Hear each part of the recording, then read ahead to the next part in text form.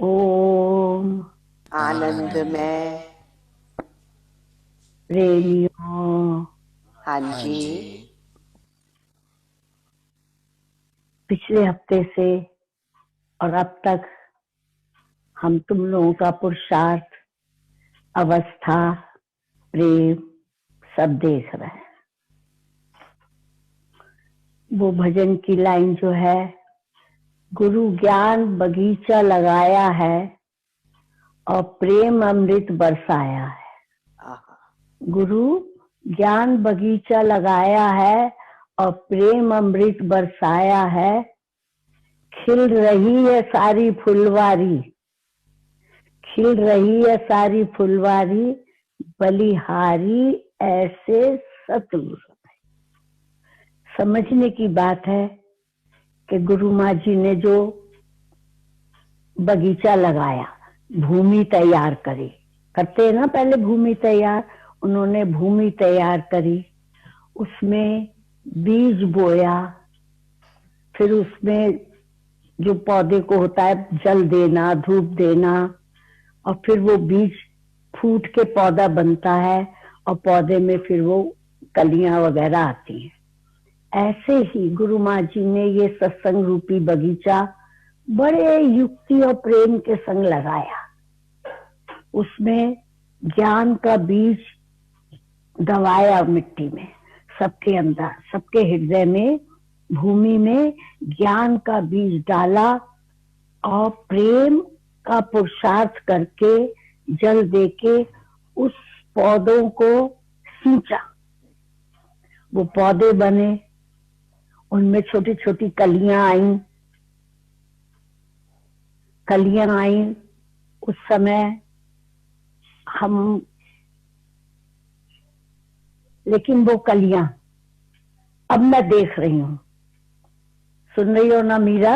हाँ जी, बिल्कुल जी। जो वो कलियां थी, गुरु माँ ने पौधे में करी तो कलियां उगी, अब वो सारी कलियां फूल बन गए, आहा। खिल गए हैं सब, क्योंकि वो ज्ञान और वाणी सबके अंदर विराजमान हो गई है आके।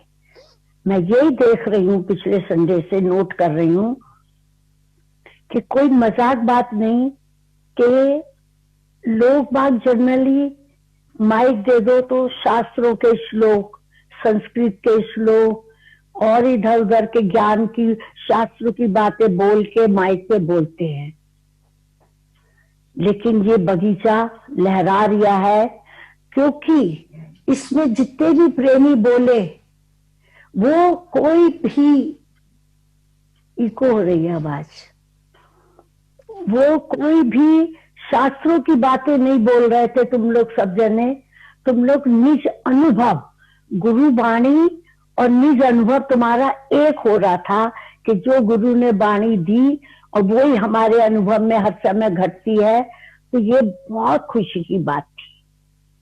आखिर क्यों बगीचे में कलियां फूल बन गई, सुनोगे? हाँ जी। क्यों कलियां फूल बन के खिल रही हैं? बगीचा मुरझाया नहीं, बगीचा और बढ़ गया फूल। क्यों?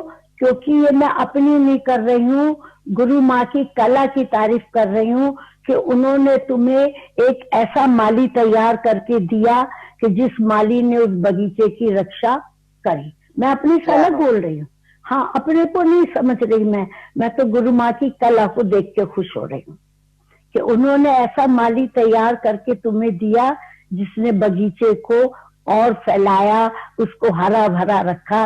तुम लोगों को देख के मुझे बहुत खुशी हो रही थी। जब लास्ट संडे तुम बोल रहे थे तो हम सोचते थे, रचना से बात करती थी कि सत्संग में हमारे बोलने वाले कम है माइक पे, लेकिन अब मैंने देखा कि नहीं, हर एक के अंदर भाव भरे पड़े हैं। जिसको भी माइक देंगे वो अपने भाव बोलेगा, क्योंकि वो रटा हुआ नहीं बोल रहा, निज अनुभव का बोल रहा है। तो आई वॉज वेरी हैप्पी। जो प्रत्यक्ष ने कहा था कि जब टीचर सारे साल बच्चों को बोर्ड के एग्जाम के लिए तैयार करती है और जब एग्जाम होता है और रिजल्ट आता है तो टीचर सारा रिजल्ट देख देख के बहुत खुश होती है कि उसका पुरुषार्थ और उसकी मेहनत सफल हो गई, बच्चे अच्छे नंबरों से पास हो रहे हैं।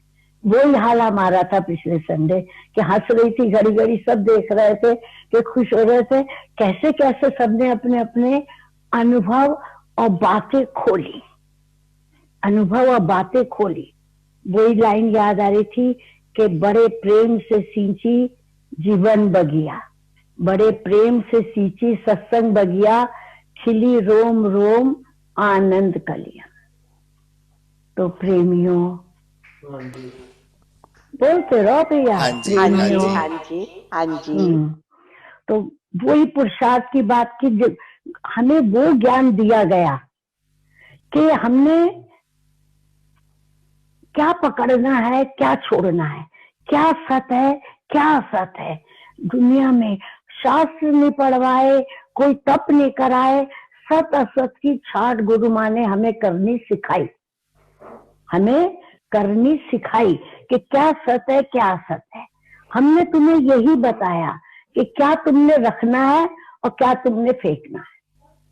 नहीं समझे क्या मतलब हुआ? बहुत अच्छा जी, बहुत कि सच। क्या तुमने रखना है और क्या फेंकना है। हम यही कोशिश हर सत्संग के उपदेशों में करते हैं। हमारा यही एम होता है कि कूड़ा उठा के फेंक दो।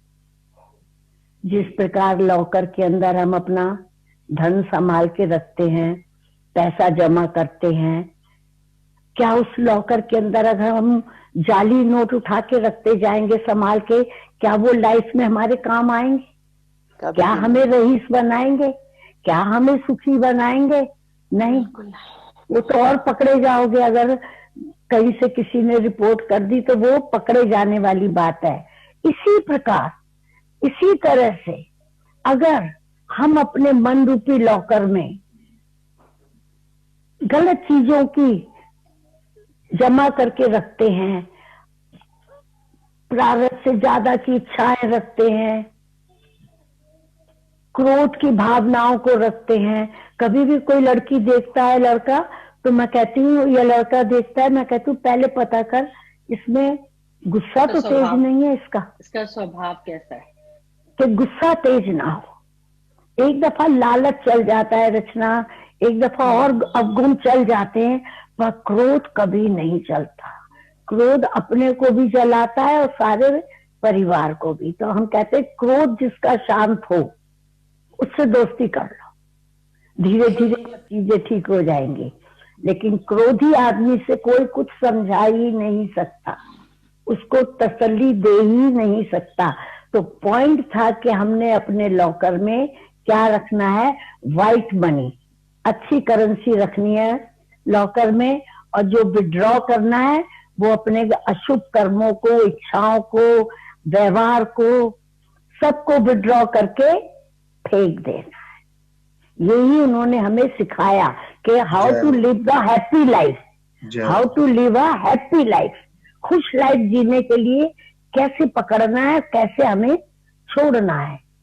जो रचना ने भी एक बात कही थी लास्ट संडे कि आप मेरे गुरु भी हो और आप मेरी माँ भी हो, ये कहा था रचना ने। तो आपने गुरु की भूमिका भी बहुत अच्छी निभाई और माँ की भूमिका भी निभाई अच्छी। अरे बुद्धू, मैं तो कह सकती हूँ तेरे को रचना।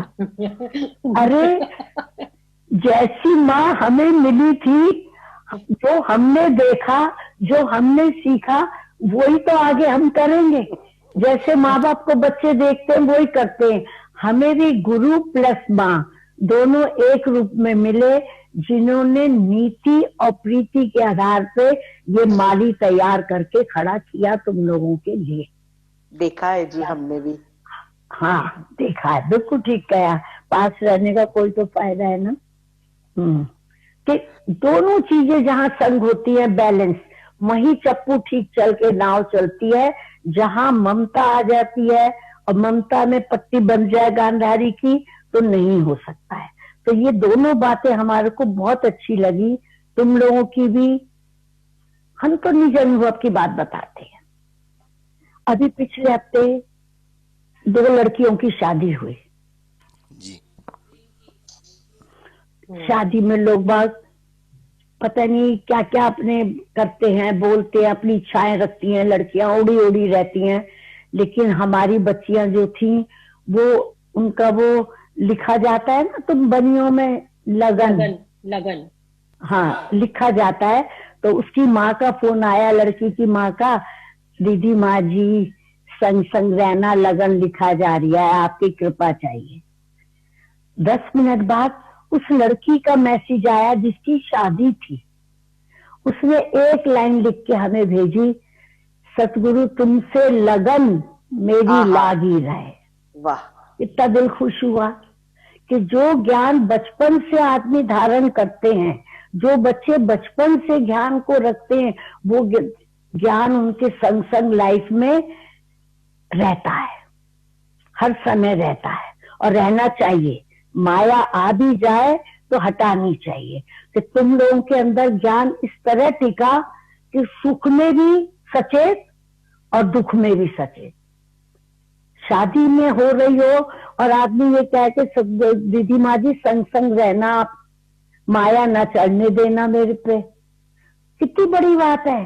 कौन कहता है अपने गुरु से ये बातें कि माया ना चढ़ने देना? लेकिन हमारे बच्चे लायक बच्चे ये कहते हैं कि शादी हो रही है, इस समय मेरे पे माया से मेरे को दूर रखना।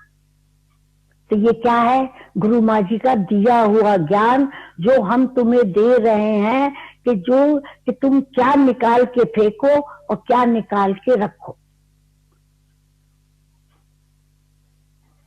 अगर समय पे ज्ञान की बात ना याद आए तो सत्संग करना बिल्कुल बेकार है।